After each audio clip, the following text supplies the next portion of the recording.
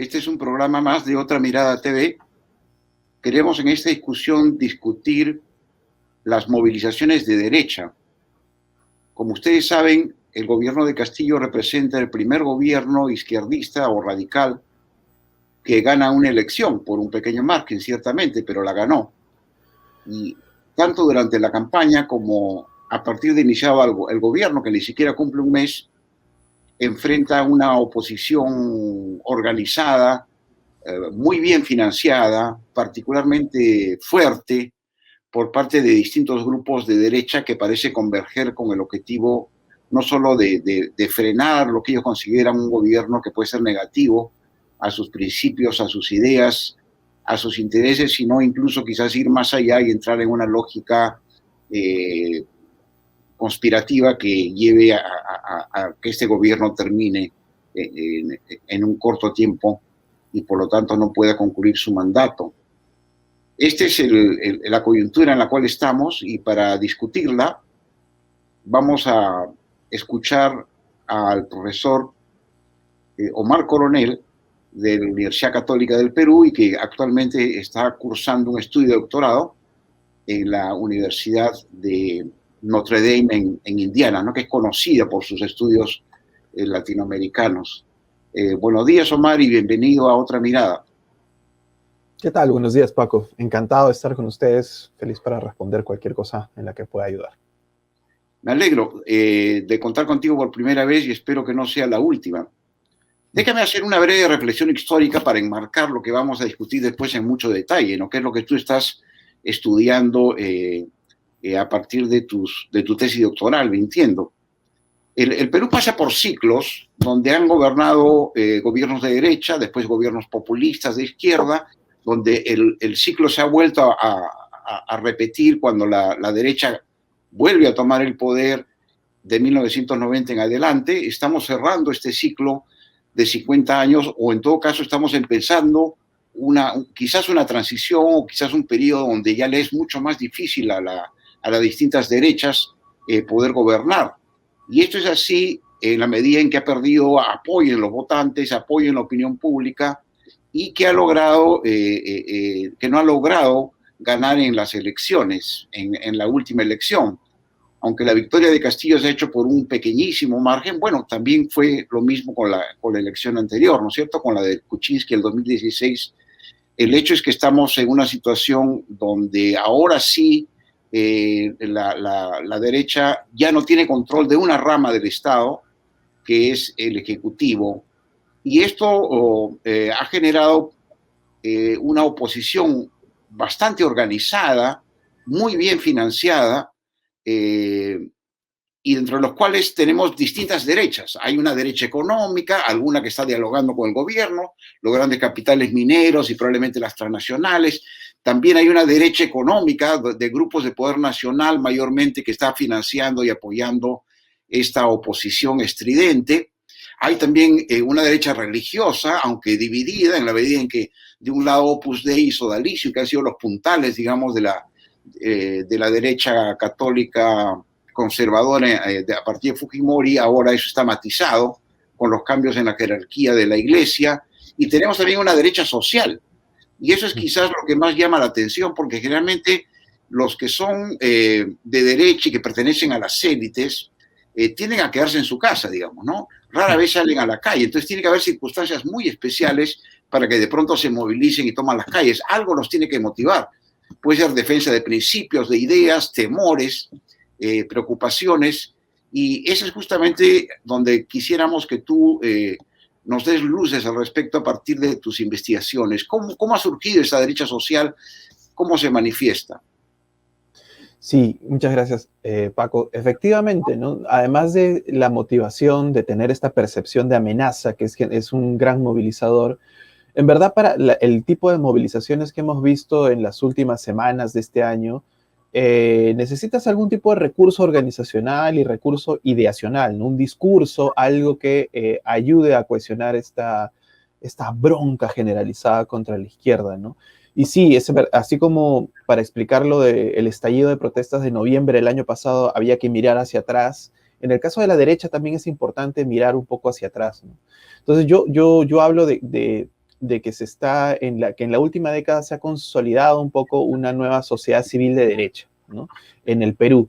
En el sentido de que muchas de nuestras investigaciones, cuando en América Latina se hablaba de sociedad civil, solíamos referirnos sobre todo a organizaciones de sociedad civil muy vinculadas a lucha de movimientos sociales más progresistas, ¿no? Vinculadas a sectores de trabajadores, sectores de diversidades sexuales más últimamente, sectores feministas, ¿no? Y sin embargo, hace una década cada vez más hay también otro tipo de organizaciones, colectivos, movimientos que están más vinculados a otro tipo de intereses más conservadores, ¿no? En el Perú, específicamente, desde los años 80 hay organizaciones de la sociedad civil vinculadas a una agenda más conservadora, ¿no? Seprofarena es una de las organizaciones más importantes que desde los 80, igual con apoyo financiero internacional de ONGs pro vida, universidades y centros pro vidas en Estados Unidos, tenía un financiamiento que le permitía hacer organizaciones, sobre todo a nivel formativo y a nivel de lobby en el Perú, ¿no? Pero era una de las tantas organizaciones que, digamos, en los años 80 y 90 pasó relativamente desapercibida, ¿no? Es recién desde la transición, desde el año 2000, que estas organizaciones han empezado a cobrar un poco más de fuerza y sobre todo a ampliarse, ¿no?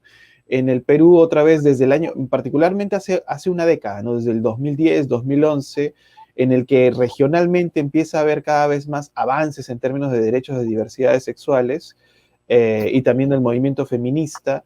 Muchos de estos sectores empiezan a organizarse más. En el caso peruano, no como una respuesta, sino más bien de una manera casi preventiva, porque en el Perú no es que haya habido grandes avances o grandes luchas, digamos, en particular de las diversidades sexuales o de los feminismos. De una forma casi preventiva, inician hace una década. Y lo interesante es que van, como en otros países, articulando una vinculación ya no solamente de los sectores católicos que organizaban la Marcha por la Vida, por ejemplo, sino también en alianza con sectores evangélicos, ¿no? Con diversos sectores evangélicos, en particular con los pentecostales y neopentecostales, ¿no? A eso es lo que yo he llamado la formación de un contramovimiento religioso conservador, ¿no? Eso se viene formando hace una década, ¿no? Y se viene formando a través en tres niveles, ¿no? En tres niveles de acción. En primer lugar, en un nivel formativo, tienen, digamos, cercanía con algunas universidades, ¿no? Como la Universidad de Piura, la Universidad San Martín también, que hace un tiempo tiene muchas actividades apoyando la agenda, digamos, pro vida y pro familia, ¿no? Pero además de esas actividades formativas en ONGs y en algunas universidades, también cada vez más cosas vinculadas con canales de YouTube y programas en redes sociales para jóvenes, ¿no? Atrayendo cada vez más una especie de rebeldía de derecha, ¿no? Eso a nivel formativo. Luego a nivel de lobby también tienen actores que tienen grupos de abogados, ¿no? En el caso del contramovimiento religioso conservador, Padres en Acción, ¿no? Es uno de estos grupos de abogados, de conservadores que tienen una red importante, ¿no? Y son este tipo de abogados que están listos, digamos, para presionar en el Congreso y en espacios judiciales a favor de la agenda pro vida y pro familia, ¿no? El tercer nivel es al que no se había llegado sino recién hasta hace una década, ¿no? Que es ya no solamente acción formativa y acción de lobbies, sino acción callejera, ¿no? Y esto tiene que ver con lo que tú mencionabas, ¿no? Que la derecha, en verdad, si uno se pone a mirar, no tiene capacidad de movilización exitosa desde las protestas contra la estatización de la banca, ¿no? O sea, en verdad, desde finales de los años 80 con el movimiento Libertad, no vemos una derecha que tenga mucha capacidad de movilizar en las calles. Al fujimorismo, en verdad, que no tuvo ambición de construcción partidaria durante los 90, no le interesó tampoco tener un movimiento de masas, ¿no? Y durante la primera década de la transición tampoco, y cuando intentó hacer algo por el estilo siempre fracasó. Es recién colectivos como Con Mis Hijos No Te Metas, que es uno de los principales colectivos dentro del contramovimiento religioso conservador, que tienen la capacidad de movilizar realmente masas, ¿no? O sea, Con Mis Hijos No Te Metas sí han movilizado tranquilamente 30.000, 40.000 personas Sí, solamente en Lima, ¿no? Ahora, sí, efectivamente tienes razón. Esto empieza en un momento en que se sienten amenazados cuando Alan García intenta la estatización de la banca, y eso genera una contrarrespuesta de distintas derechas, la económica, la política, pero también aparece la social y la religiosa.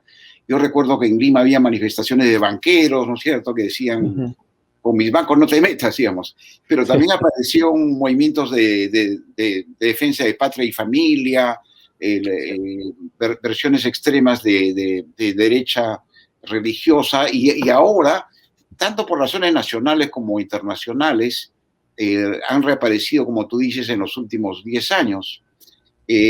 Ahora bien, las conexiones de estas movilizaciones que, por lo menos en esta etapa que tú analizas, tienen una defensa de lo que ellos consideran principios y valores culturales que son amenazantes.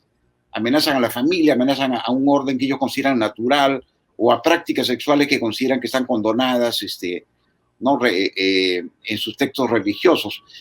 Pero este es un fenómeno internacional. Yo recuerdo haber estado en Madrid en los años 90 y ahí por la Plaza de las Cibeles he visto manifestaciones de con mis hijos no te metas, pancartas, digamos, con imágenes de fetos. Entonces, aparte de las redes nacionales que tú has ubicado, ellos tienen fuertes redes internacionales. ¿Qué nos puedes decir al respecto? Sí, efectivamente, el movimiento en particular Pro Vida es un movimiento internacionalista, ¿no? O sea, desde su fundación en Estados Unidos, cuando se aprueba, digamos, como una legislación ya federal a mediados de los años 70, la lucha por el aborto, empiezan, digamos, a aparecer organizaciones fuertes en Estados Unidos. Y luego, a partir de financiamiento, empiezan a expandirse en los años 80, no solo en Estados Unidos, sino en el resto del mundo, y América Latina es uno de esos lugares privilegiados, digamos, para recibir ese tipo de financiamiento, ¿no? Entonces, hay redes, digamos, con organizaciones internacionales que financian la agenda pro vida desde los años 80, pero esas redes han crecido bastante en los últimos 10 años, ya no solamente vinculados al tema pro vida, sino también al tema pro familia, ¿no? Que es una agenda más grande que ha aparecido y en el interín se ha formado también este discurso en contra de la ideología de género, ¿no? Que es una forma, digamos, de entender la lucha contra el marxismo cultural, ¿no? Han expandido su agenda y ahora es más compleja, digamos. Sí, porque cuando uno analiza qué significa esto de la ideología de género, el núcleo, digamos, porque además el tema de la ideología de género nace los primeros en nombrarla, en nominarla, son miembros de la Iglesia Católica, ¿no? Sin embargo, el concepto se va desarrollando sobre todo a partir de sectores evangélicos, en particular pentecostales y neopentecostales, que no solo critican el núcleo del tema, que es esta perspectiva constructivista que mira el género como una construcción social, ¿no? a diferencia del sexo, ¿no? Este es, digamos, el núcleo de la crítica, pero en verdad la lucha contra la ideología de género, o lo que ellos llaman ideología de género, va mucho más allá, ¿no? O sea, la expande en general a una lucha contra una agenda globalista de la izquierda mundial, ¿no? Donde la idea es que la izquierda, habiendo sido derrotada con la Unión Soviética, ahora quiere meter, digamos, infectar del virus izquierdista a través de un discurso culturalista, ¿no? Que utiliza temas de medio ambiente, temas de género, temas de diversidad sexuales, para poco a poco ir avanzando en su discurso de que el Estado debe controlar todo, ¿no? Con mis hijos no te metas tenía esta frase importante que decía, lo que el Estado quiere hacer con esta educación en equidad de género, entre comillas, lo ponían ellos, es estatizar a tus niños, ¿no? Al final lo que buscan estos comunistas es estatizar a los niños, es que el Estado controle lo que es bueno y lo que es malo para los niños, y eso no podemos permitirlo, ¿no? Los privados debemos defender eso. Permítame que te interrumpa. Eso permite una convergencia con los sectores que no necesariamente están motivados por estas cuestiones culturales religiosas, pero que sí coinciden con el antiestatismo, con la interferencia, la intromisión del Estado, ¿no? Hay unos que no quieren que el Estado se entrometa en la empresa, y hay otros que no quiere que se entrometan en la familia. Entonces, de algún modo, eso les permite ir acercándose poco a poco a sectores políticos de derecha, ¿no? Porque aparte de tener su propia agenda y haberla ido ampliando y haberse movilizado por cuenta propia, digamos, con conexiones internacionales, ellos también han jugado una carta política, han decidido apostar por determinados partidos para de esa manera, por la vía de la acción política, la representación en el Congreso, probablemente el intento ahora de copar el Ejecutivo, si es que puedan hacer estas defensas, ¿no? Se puede decir que el fujimorismo es el principal espacio donde ellos, sin perder su identidad, digamos, han encontrado un lugar donde pueden ejercer acción política, o existen otros partidos, ¿no? Porque Alianza Nacional, por ejemplo, parece tener una vinculación incluso más fuerte que el fujimorismo, ¿no? Me refiero a Rafael López Aliaga, que viene de esas canteras, además, ¿no? Claro, Renovación Popular.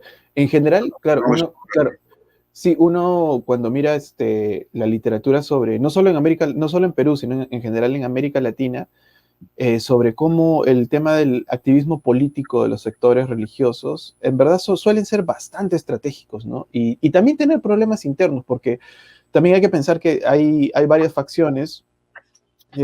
Para empezar, digamos, la división entre el catolicismo y los sectores evangélicos, ¿no? El catolicismo tiene la gran ventaja de tener una estructura jerárquica que ha permitido que sea una organización históricamente muy capaz, ¿no? Y aún así tiene divisiones internas, ¿no? Ahorita tenemos un cardenal que es más progresista, pero hay sectores importantes dentro de la iglesia que más bien tienen otra línea, ¿no? Y que a veces se protestan contra el cardenal Castillo rezando para que se convierta o para que tome otras decisiones, ¿no? Pero digamos, son divisiones limitadas dentro de la Iglesia Católica, ¿no? Y que al final se someten a una jerarquía. En cambio, en el mundo evangélico es un mar de organizaciones, muy, muy, muy, muy diverso, mucho más difícil de organizar, estructurar, ¿no? Entonces, sí, es típico de lo protestante, ¿no? A no ser que haya una causa que de pronto los galvanice y los una. Claro, exactamente. Y claro, hay justamente el sector de los protestantes más históricos, ¿no? Como los luteranos, los anglicanos, suelen tener un discurso un poquito más liberal en estos temas y no meterse en lo público, salvo que sea por un tema de caridad o por otros temas no necesariamente vinculados a estas agendas, ¿no? Igual con los evangélicos más históricos, protestantes y evangélicos más históricos. Sin embargo, los pentecostales y sobre todo los neopentecostales, que son mucho más reacios a cualquier estructura, a cualquier coordinación, ¿no? Han tenido este discurso que se ha politizado más, ¿no? Y son esos los sectores mayoritarios en América Latina, ¿no? Las iglesias evangélicas en América Latina son fundamentalmente pentecostales, ¿no? Y ahora cada vez más neopentecostales, ¿no? Entonces ellos en América Latina en general tienen problemas de acción colectiva para poder apostar por un candidato, ¿no? Entonces, salvo en Brasil, donde han tenido una participación política más amplia desde hace bastante tiempo, desde los años 80, y donde el porcentaje de población evangélica también es bastante más alto, solo superado por niveles, digamos, centroamericanos, han tenido mayor capacidad de tener una bancada evangélica, ¿no? Y de organizarse de una manera un poquito más estructurada, pero en el resto de América Latina tienen muchos más problemas de acción colectiva, ¿no? En Perú en particular, no necesariamente se han vinculado al fujimorismo, ¿no? En verdad hay evangélicos conservadores en distintos partidos, uno puede encontrarlo inclusive en lo que fue el Partido Nacionalista, ¿no? Ahora en distintas bancadas. El fujimorismo fue el primer partido que vio en ellos una capacidad política muy útil. Que les da un espacio político. Sí, antes el APRA también ha estado bastante conectado. ¿No? El 90 Fujimori, por presión de la Iglesia Católica, terminó haciendo a un lado a estos sectores religiosos que durante la campaña lo formaron. En fin, es una historia compleja y cambiante, como tú dices. Ahora, Omar, un poco para estar tratando de interpretar la compleja coyuntura y los distintos grupos que se están expresando en el campo de la derecha, me pregunto si ellos tienen como principal objetivo su agenda cultural, su agenda religiosa, o si ya han decidido que esa agenda es parte de una agenda mayor de tipo político y por lo tanto ellos tienen que poner su capacidad de movilización, de recursos, de organización, su músculo político para apoyar el plan de la derecha, digamos, en una oposición frontal, por decirlo menos, al gobierno de Castillo. Es así porque a fin de cuentas tampoco el gobierno de Castillo está muy alejado por lo menos a partir de lo que es la historia del presidente, ¿no? Y sus convicciones. O sea, es un tradicionalista, ¿no? En materia de género, en materia religiosa, pero tiene una agenda reivindicativa de izquierda, ¿no es cierto?, de rechazo a la discriminación, a la pobreza, al mal reparto de los recursos que generan las extractivas, ¿no? Ahí no hay ninguna coincidencia, parece ser, con los evangelistas los pentecostales y los católicos conservadores, ¿no? Entonces, este es un grupo aparte, pero que a veces funciona con la oposición mayor de derecha, o ahora ya se ha sumado, o se puede decir que ha consolidado su proyecto político y que por lo tanto va a seguir actuando en esa dirección hasta que, digamos, logren sus objetivos. Sí, eso es una muy buena pregunta porque hay eventos que dan cuenta de cómo es un sector en verdad bastante más heterogéneo de lo que uno pensaría y no tan fácil de cooptar políticamente por una opción clara, ¿no? Con Mis Hijos No Te Metas en particular, el colectivo ha tenido movilizaciones muy grandes, 4 nacionales masivas entre el 2017 y el 2019. Y el 2020, cuando se cierra el Congreso, el fujimorismo, que tanto había tratado de apoyarlos en el Parlamento, los convoca, ¿no? Para que marchen en contra del cierre del Congreso, en contra de Vizcarra. Y es interesante que en verdad estos sectores no escuchan ese llamado, ¿no? La marcha en contra del cierre del Congreso son 300 personas. Yo fui, estuvo Jaime Altaos, estuvo otros sectores de católicos muy conservadores, ¿no? Pero salvo ellos fue una cosa muy, muy reducida, un fracaso absoluto, ¿no? de su convocatoria. Y cuando yo miraba las redes, mucha de la gente de Con Mis Hijos No Te Metas criticaba duramente a sus líderes, a los que se asumían líderes, por haberse sumado a esa marcha y querer politizar de esa forma un movimiento que es pro vida y pro familia, pero que no es un instrumento del fujimorismo, ¿no? Y es parte del debate interno y las fricciones que se pueden utilizar cuando se les quiere utilizar como una especie de brazo político callejero, ¿no? Sí, eso es mucho, mucho más difícil, ¿no? Inclusive ahora cuando López de Aliaga intenta representarlos de una manera muy orgánica con la reconstrucción de lo que fue Solidaridad en Renovación Popular, ha tenido fricciones con otros liderazgos, ¿no? Y algunos otros líderes que estaban inicialmente con él también se han separado y han dicho que no necesariamente van por la línea ultra radical de López de Aliaga, ¿no? Entonces, sí hay más divisiones. Recién en este contexto de la segunda vuelta, en el enmarcado que dieron los líderes cercanos a Fujimori de la lucha comunismo contra el comunismo, es que estos sectores que estaban alejados se empezaron a plegar un poco más de nuevo, se empezaron a remolinar de nuevo, ¿no? Y a juntarse con otros sectores que no pertenecen al conservadurismo social necesariamente, ¿no? Como hay pequeños grupos nuevos que han surgido en la derecha que son los jóvenes libertarios, inclusive algunos se llaman paleolibertarios, que sí son un poco más conservadores, que son pequeños pero que son un montón y están muy activos en redes, ¿no? Y son muy de clase alta, ¿no? Son molineros, digamos, para llamarlo de alguna manera. Sí, y en verdad hay todavía que hacer mucha investigación en ese sentido, sobre todo lo que pasó este último año, porque cuando uno ve en verdad hay cierta heterogeneidad también en esos sectores. Parece que hay una vanguardia que sí son más de una clase alta, pero son bien diversos, ¿no? Y otra vez, es difícil explicar ese entusiasmo derechista sin el contexto en el que estamos ahorita, ¿no? Pablo Stefanoni, este argentino, tiene este libro que se llama, que se pregunta, ¿no? Si la rebeldía se volvió de derecha, y para hablar en general de Argentina y de América Latina y a nivel global, en verdad. Y eso, hay una cierta seducción de la derecha en los jóvenes en los últimos años, ¿no? Donde la idea de la incorrección política, de ser radical en la incorrección política, es algo que atrae mucho, ¿no? De romper ciertos consensos con temas de género, con temas de raza, con temas de clase, ¿no? Y ser brutalmente clasista, racista, homofóbico, xenófobo, se vuelve una búsqueda de reivindicar ese derecho a ser políticamente incorrecto, ¿no? Entonces, cuando se da la segunda vuelta, todos estos sectores se vuelven a remolinar, ¿no? Inclusive los sectores conservadores que se habían alejado un poco en el 2020 vuelven con todo en la lucha contra el comunismo, ¿no?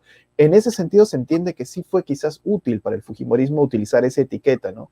Porque el anticomunismo sí había, digamos, insumos para que el anticomunismo galvanismo. De los 60, ideológicamente hablando, porque la prédica anticomunista que la han revivido de la etapa de la Guerra Fría puede ser un elemento que atraiga a estas derechas religiosas en la medida en que se ve como una amenaza marxista, atea, digamos, controlista de la iglesia extrema, ¿no? Así eso esté divorciado de la realidad, no importa, el discurso, si logra convencer, puede captar, digamos, estos movimientos. Bueno, Omar, muy interesantes tus reflexiones, creo que nos permiten a tener una mirada profunda, mesurada, basada en la investigación de estos fenómenos de una derecha movilizada ante una izquierda que por primera vez llega al poder por la vía electoral. Creo que es un tema que hay que seguir estudiando y ver cómo evoluciona en el tiempo para estimar qué tanto va a marcar o no va a marcar la coyuntura este tipo de movilizaciones sociales callejeras, inspiradas por cuestiones culturales, religiosas, pero que pueden contribuir, ¿no?, a movimientos mayores de restauración, digamos, ¿no? Estamos en un esfuerzo restaurador del poder de las derechas, y todavía no sabemos cuál va a ser el resultado final. Bueno, muchas gracias por tu participación, muy interesante, y espero que en otras oportunidades podamos continuar poniéndonos al día en este tema que es de fundamental importancia para hacer un análisis sereno de la política, de ciencias sociales, diría yo, ¿no?, que también se deja llevar muchas veces por las pasiones y los intereses, y es algo que todos debemos controlar para tener un diagnóstico más certero del país. Nuevamente, sí. Gracias, Omar. Muchas gracias, Paco. Sí, habrá otra oportunidad también para seguir hablando del tema, ¿no? Un tema importante es el liderazgo, y justamente que es lo que debilita un montón a la extrema derecha en Perú, que tienen muy malos liderazgos, ¿no? Que es una buena noticia por el momento para la democracia. Bueno, eso es todo, amigos de Otra Mirada TV, y nos estamos viendo en el próximo programa.